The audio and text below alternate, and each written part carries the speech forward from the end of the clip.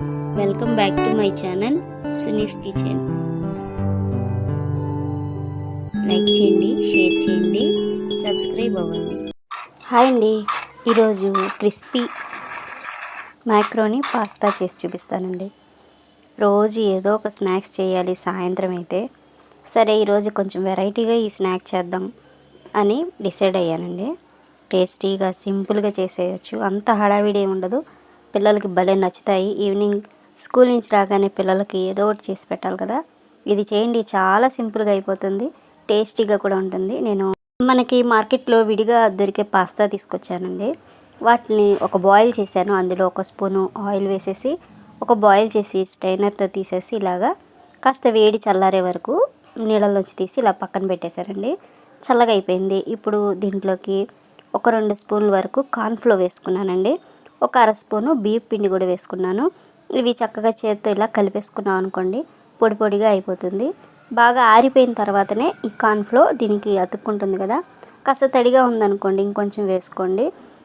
మనం వేసేటప్పుడు ఇలా మన చేతికి అంటుకోకుండా, అంటే తడి అంటుకోకుండా చూసుకోండి.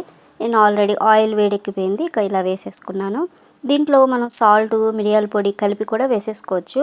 నేనేం చేశానంటే ఇంకా ఈజీగా ఉంటుందని పైన వేద్దాంలేని ఇక సాల్ట్ వేయలేదు. ఇలా వేసేసి హైలో పెట్టేశాను. చూడండి, ఈ విధంగా మంచి కలర్లో వేగిపోవాలి.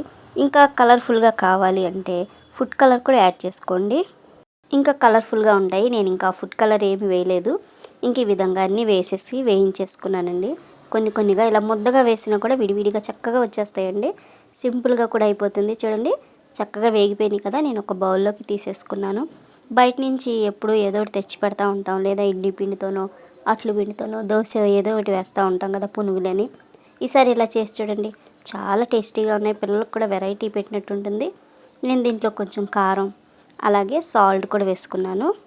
చాట్ మసాలా కూడా వేసానండి.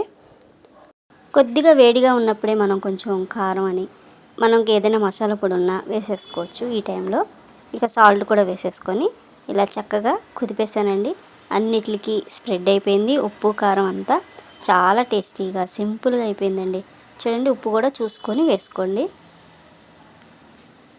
మనం ఇంట్లోనే చక్కగా ఇలాగా పిల్లలకి సాయంత్రం పూట స్నాక్స్ చేసి పెట్టచ్చు. కుర్కురేలని అలాగే లేసులని కాకుండా ఇలా కూడా క్రిస్పీగా, పిల్లలకి క్రిస్పీగా తినాలి అనిపిస్తుంది కదా, అలాంటప్పుడు ఇలా చేసి పెట్టండి.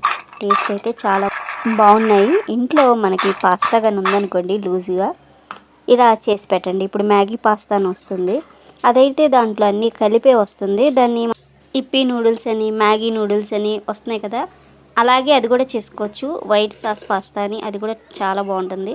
ఇవి ఇంట్లో ఉంటే ఇలా ట్రై చేయండి. Thank you for watching my video.